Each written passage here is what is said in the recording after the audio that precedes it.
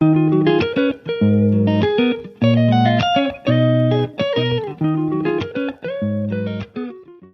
things that I'd like to bring up. First, to agree with Calista, I will use an example of what happened in Malawi a couple of years back when the government was giving an opportunity for loans to young people in a youth enterprise development fund program.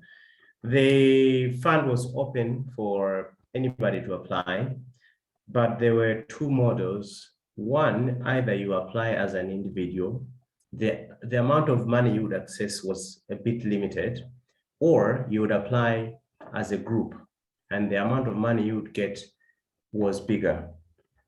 Your guess is as good as mine. Everybody wanted to apply as an individual. People don't like to work in groups. People don't want to collaborate. And here's another interesting thing. Some people would come together, let's say a group of 10 people, they apply for, let's say, 1 million.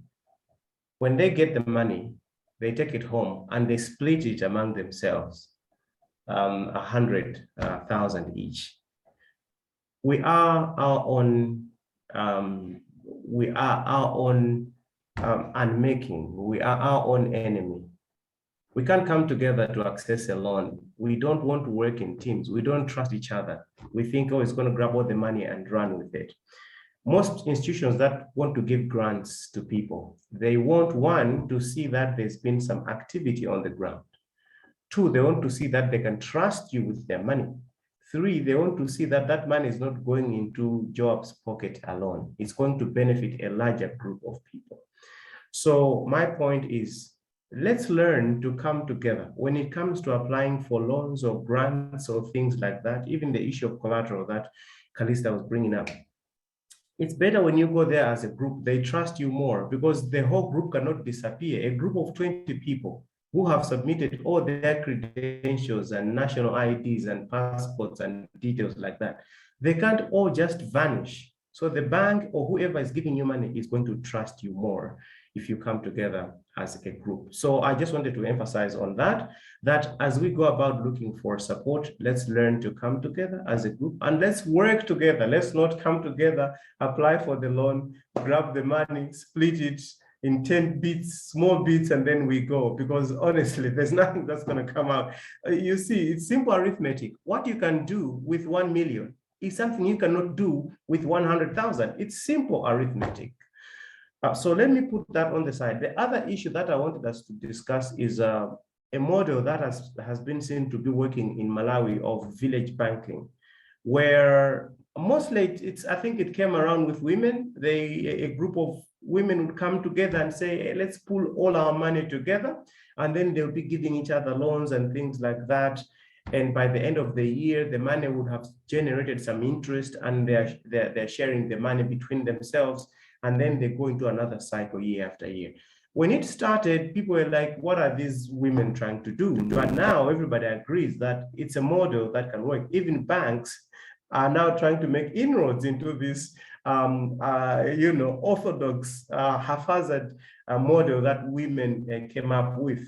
I think farmers can also do the same. Young farmers can also do the same. Like-minded individuals can come together and say, let's put all our money together so we don't go begging from whoever it is. And trust me, when you have built an establishment that is worth looking at, people are going to come to you. They're going to ask if they can invest with you because they will have trusted you that you can do this. So I think it begins with us. Let's not always say, oh, they can't give us loans. Oh, the banks, their interest rates, they're too high. It's always going to be like that. Banks are there to make money. You can't expect to go and get an easy loan from the bank. They're there to make money. We should acknowledge that. Unless you can come together and get a grant, that is a different case. But where there's no access to grants, there's no access to each other is all we have. And each other, whatever little we have, when we bring it together, it's going to grow. It's going to be a big amount.